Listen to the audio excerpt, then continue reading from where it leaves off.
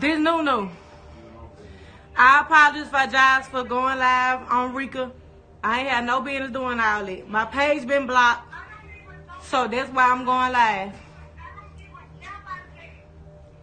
Yes, I know I was wrong.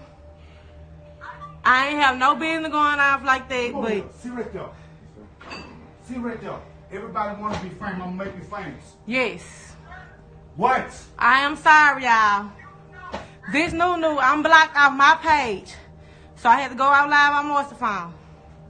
I ain't had no intentions of going live like that. I apologize to everybody. Yes. The woman that you can see in this video was the 27-year-old Ranita Williams, a mother of 3, who was forced to make a public apology during a Facebook Live broadcast. And the man you can see standing behind her was her ex-boyfriend, 37-year-old Jonathan Robinson, holding the gun that would eventually kill Ranita. Yeah, Rika. Yeah, she on the phone. Yeah. I ain't think I'm worried about the police right now. Huh? You think I'm worried about the police right now? No. I keep telling you, I don't give a about no police, you heard?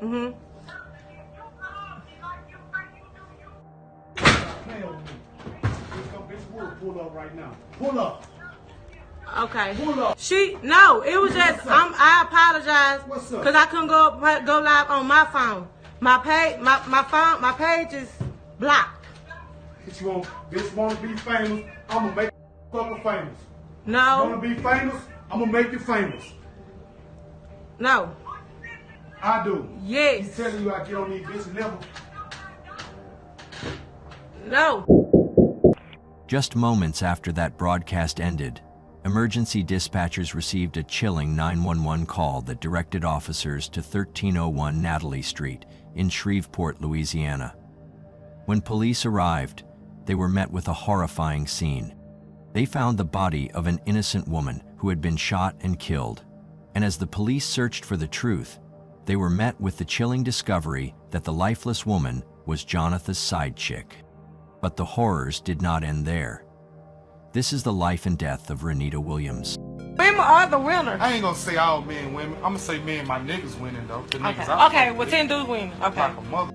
Let them tell it. Yeah, we winning. Yeah, let We y'all don't, tell we it. don't know how to lose. We don't even take losses good. And nothing. I mean that, nothing. But anyway, y'all know what it here for, women. We already know what it here for. What? Nothing. What? Exactly. To be unsaid. Nothing. To be on top. Exactly, nothing. To be on top. Put a nigga out of 10 to. Ranita Williams, lovingly known as Nunu by her family and friends, was born on September 27, 1990, and grew up in Shreveport, Louisiana, a city often challenged by high crime rates and poverty. Ranita was a mother of 3 children from a previous relationship that didn't work out, but being a single mom did not deter her devotion. Even with the demands of raising them alone, she always made sure her kids had everything they needed. Her children came first, no matter what. Those close to her admired how she managed to care for her family while still chasing her own goals. Alongside being a dedicated mom, Ranita built a successful career as an interior designer, and she excelled at it. Thanks to her drive and determination, she earned a strong reputation in her community for turning houses into inviting, stylish homes. She often showcased her work on Facebook, which helped her gain a growing following online. Her warm personality made people gravitate toward her. Ranita's world was filled with promise, anchored by the love she had for her children and her dedication to her craft. But then, she met someone who would gradually unravel everything she had worked so hard to build. His name was Jonathan Robinson, a 37-year-old man from Shreveport, Louisiana, just like Ranita. What she didn't realize at the time was that her connection with Jonathan would mark the beginning of a tragic series of events that would alter her life forever. At first, Jonathan came across as someone who could be exactly what Ranita needed. He showed interest, acted protective, and seemed genuinely supportive, qualities that could easily appeal to a single mother trying to juggle life and responsibility. But it didn't take long before the cracks in his image started to show.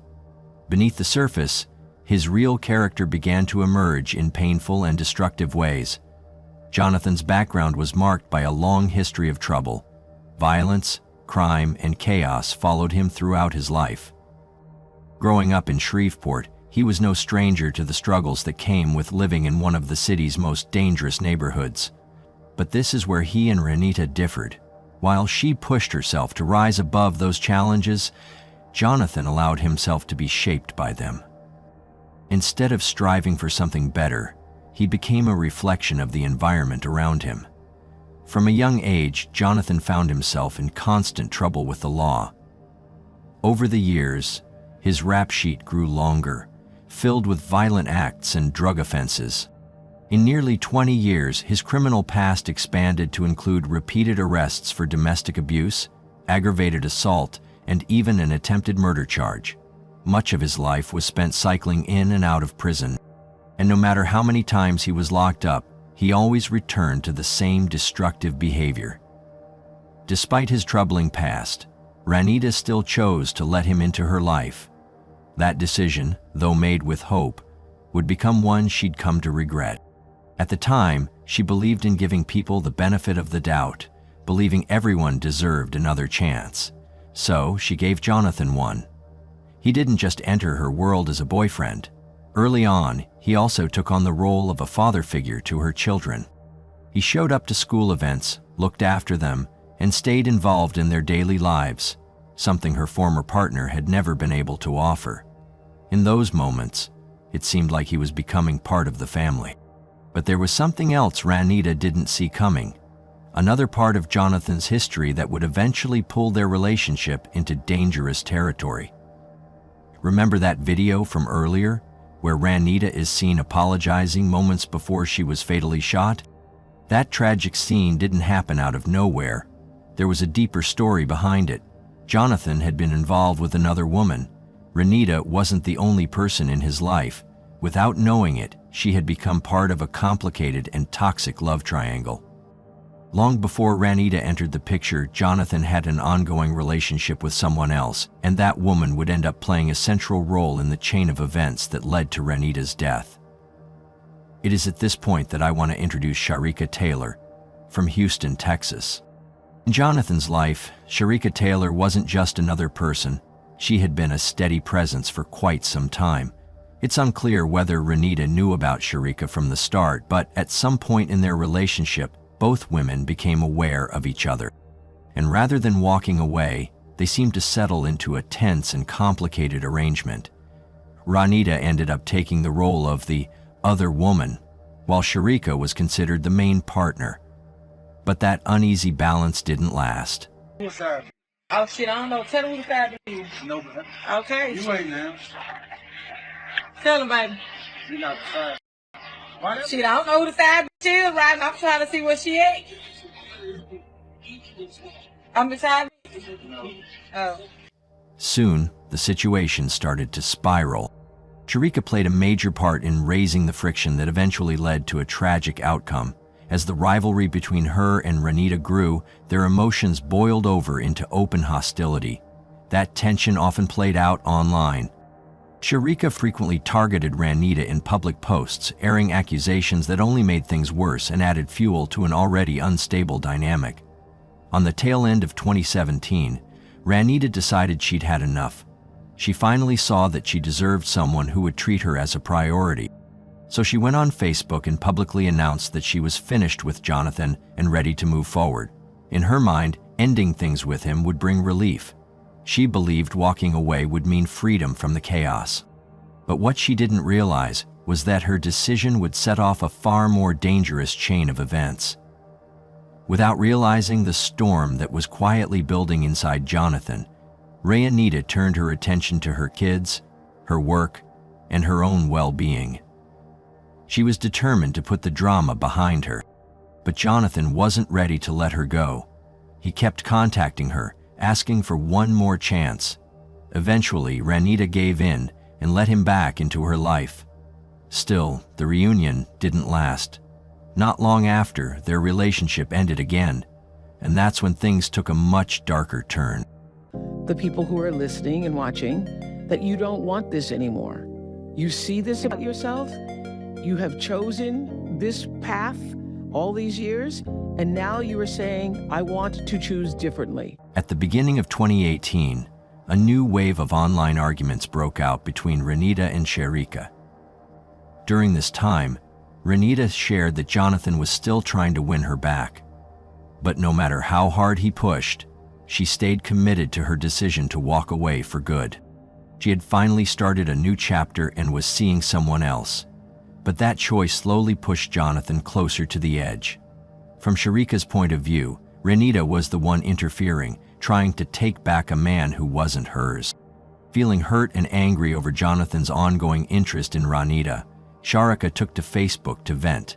She posted, "Stop trying to ruin someone else's happiness by dealing with a taken man, 'cause you might just end up being miserable." That post triggered the chain of events that would soon lead to tragedy. Ranita fired back with her own message. "Don't play with me, because I promise you, you ain't gone like the way I play back." The back and forth between Ranita and Sharika quickly escalated into an all-out feud that stretched through the early months of 2018. Each new post or comment only made things worse, adding more fuel to a fire that was already out of control. Jonathan, unable to rein in the situation, began to lose his grip entirely. But the breaking point came in the form of a Facebook live stream that shifted everything.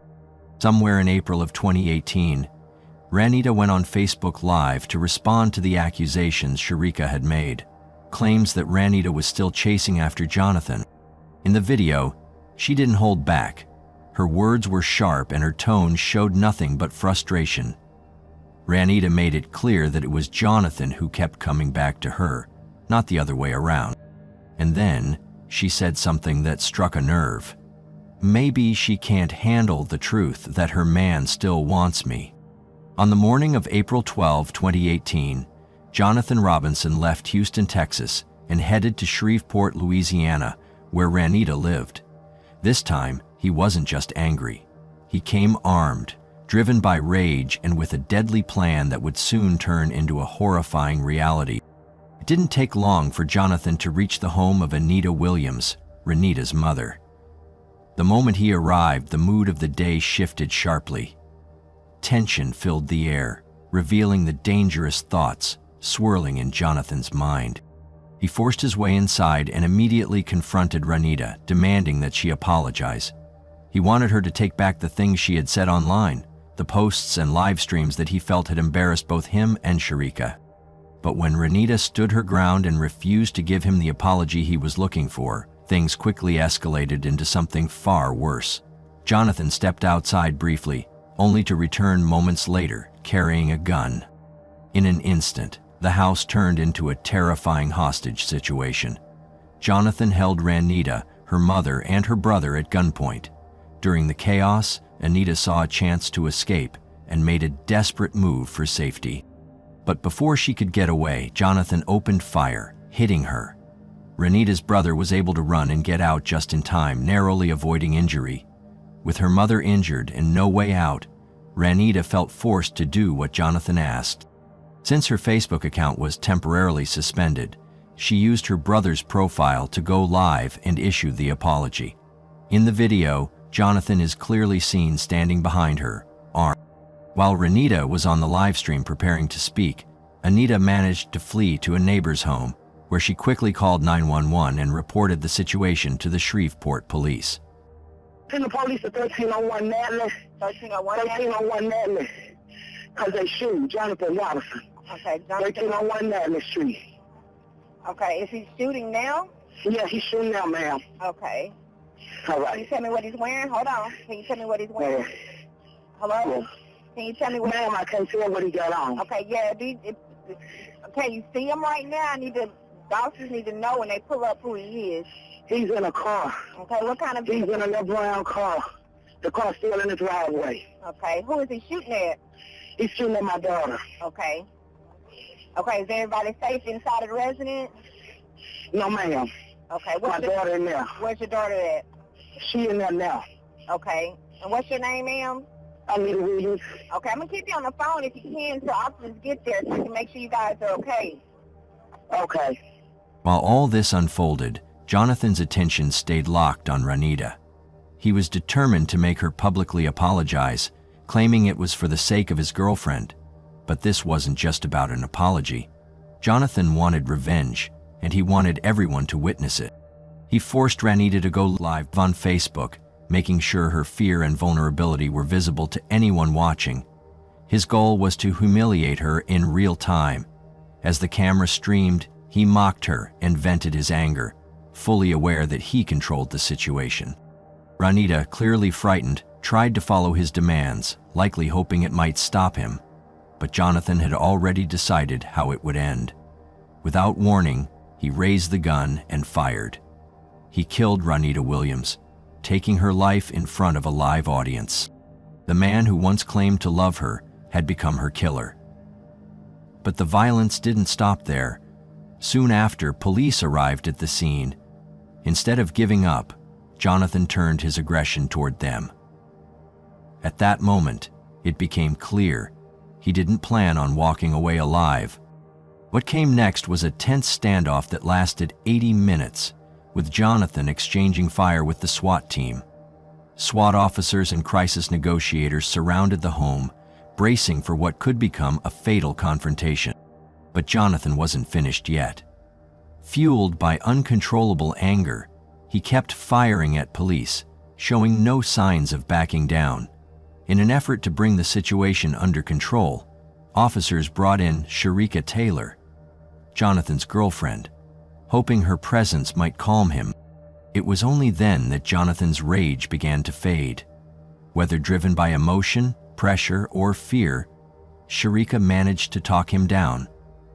Her words reached him, and eventually, Jonathan lowered his weapon. At that point, he gave himself up.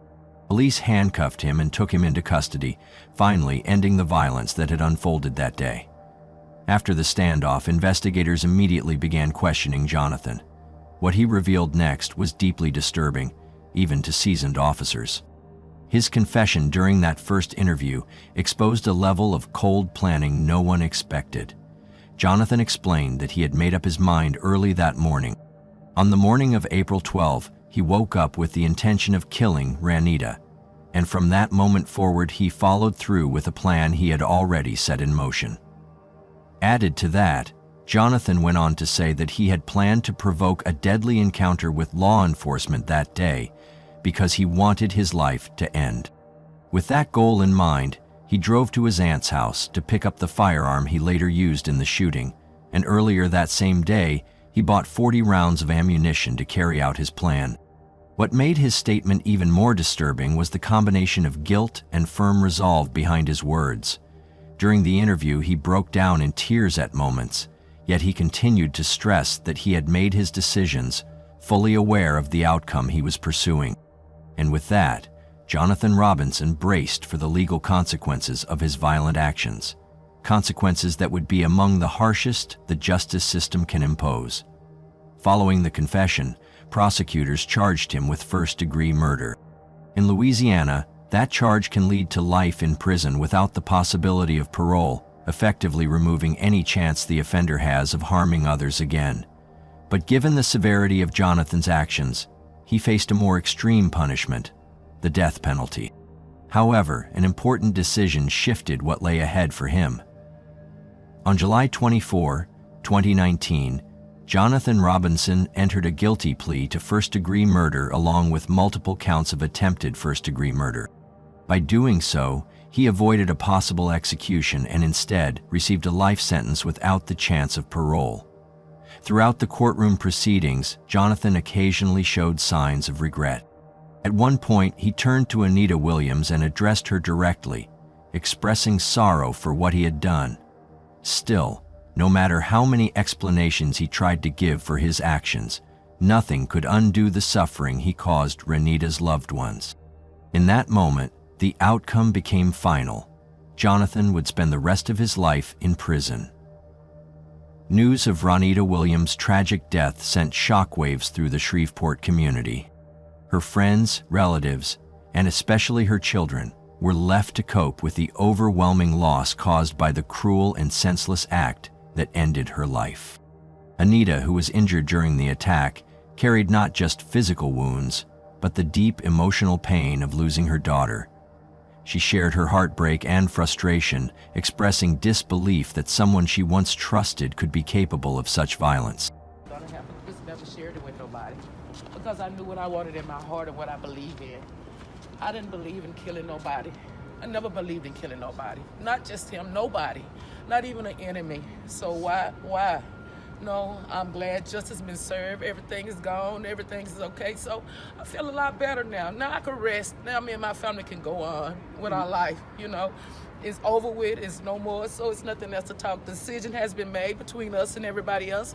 So we feel a lot better. It hurts me. It hurts me so bad. By killing Jonathan, it's not going to bring Ranita back. None whatsoever. So decision has been made, and that's what it is. When did the DA let you know that this would happen? We have been talking about it about months. We have been talking about months. He had asked me my decision, and he gave me his decision. So at the end of the day, the decision that was made was my decision. So no one else could look at the DA, no one else, no other different. I made that decision. So that is what it is. Did Robinson reach out to you anyway? Yes, he did. Yes, he did. I never let no one know. It was privacy. Every time he reached out to me, I never let no one know. This wasn't the first time he apologized to me. It's about the third time with letters and writing. I just never let no one know what was going on with me. From this time on, it was just private. Whatever went on, it was private between me and my family. Yes, he did reach out, and I forgive him. I forgive him, but I never will forget. Thank you. Thank you. In response, the community came together to mourn and honor Ranita's memory. Candlelight vigils and memorials were held, offering comfort to her family and recognizing the impact she had on those around her. At the same time, local leaders faced increased calls to confront the persistent issue of domestic violence affecting so many lives in Shreveport. On April 21, 2018, Ranita Williams was laid to rest in Princeton-Bossier Parish.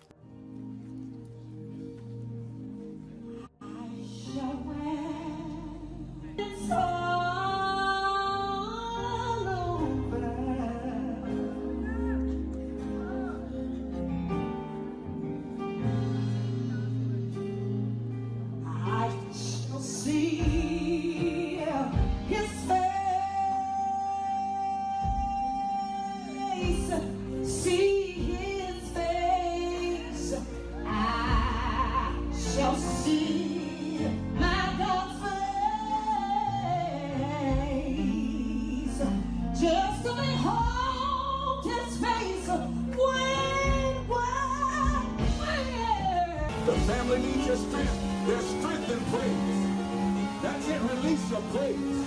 Release it. Release it. The devil is a liar. Release it. God is good. Release it. God is good. God is still. Her death stands as a powerful and painful reminder of the serious risks tied to abusive relationships and the urgent need to address domestic violence before it leads to tragedy. Let us know what you think about this story in the comments section below. If you liked this story, don't forget to like, subscribe, and hit the notification button